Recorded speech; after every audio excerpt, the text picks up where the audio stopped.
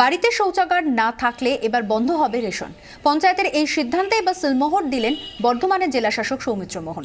তার সাফ নির্দেশ, 31শে ডিসেম্বরের মধ্যে জেলার প্রতিটি ব্লক এবং পঞ্চায়েতের শৌচাগার তৈরি করতে হবে। জেলা শাসক জানিয়ে দিয়েছেন, শৌচাগার তৈরি না করলে সরকারি সুবিধা থেকে বঞ্চিত হতে হবে, মিলবে না কোনো সরকারি শংসাপত্র। কোথাও একটা প্রেসার ব্যবহার করতে হবে, তো তারা পঞ্চায়েতই ঠিক করলো যে আমরা এভাবে একটা সিদ্ধান্ত নেব।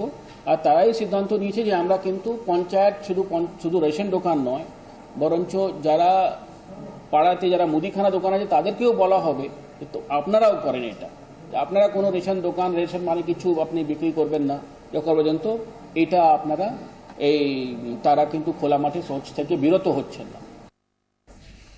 টেলিফোন আমাদের সঙ্গে রয়েছেন আমাদের প্রতিনিধি অরূপ লাহা। অরূপ, শুনলাম আমরা এই সিদ্ধান্ত নেওয়া হচ্ছে কোথাও একটা প্রেশার দেওয়ার জন্য যাতে এটা কার্যকর হয়, কিন্তু বাস্তবে এটা কার্যকর হওয়া আদৌ কতটা সম্ভব?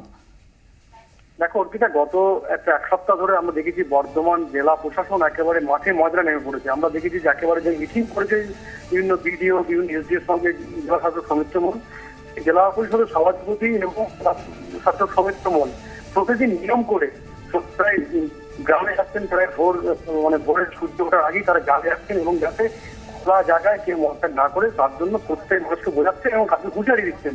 এবং পাশাপাশি এই একই নির্দেশ পৌঁছে গেছে প্রত্যেকটা বিডিও অফিসে, প্রত্যেকটা পঞ্চায়েত অফিসে এবং পঞ্চায়েত এবং বিডিওরাও যেন প্রত্যেক দিন তারা বিভিন্ন গ্রামে যায় এবং গ্রামের মানুষকে বোঝায় এবং একেবারে সেটা কিন্তু দিন করেন না, একেবারে সূর্য ওঠার আগে অর্থাৎ যখন করা হয় অর্থাৎ সকালের দিকে যারা মাঠে বসে যাচ্ছে তো প্রত্যেক মানুষকে বোঝাচ্ছে, হুমকি দিচ্ছে, হুঁশিয়ারি দিচ্ছে যে কোনোভাবেই যেন খোলা জায়গায় মলত্যাগ না করে এবং প্রত্যেকেই যাতে শৌচাগার বানায়। এবং সেই নিয়ে আজকে জেলা সৌমিত্র মোহন জানিয়েছেন যে যদি যেমন পঞ্চায়েতের বিভিন্ন শংসাপত্র যেগুলো সাধারণ মানুষ দেয় তাদের বাড়িতে যদি শৌচাগার না থাকে সেক্ষেত্রেও কিন্তু পঞ্চায়েতের শংসাপত্র দেওয়া যাবে না। পাশাপাশি রেশন বন্ধ করে দেওয়া হবে, পঞ্চায়েতের রেশন বন্ধ করে দেবে এবং মুদিখানার মালও বন্ধ করবে। মুদিখানার মাল যদি বন্ধ করে তার তো বলা যেতে পারে এক ঘরে করে দেওয়ার মধ্যে একটা বিষয় আসছে। সব নিয়ে কিন্তু এটা নিয়ে রাজনৈতিক মহলে যেমন একটা সামঞ্জস্য রয়েছে এবং জেলা প্রশাসনের মধ্যে কিন্তু একটা সূচনা ছড়িয়েছে। ধন্যবাদ।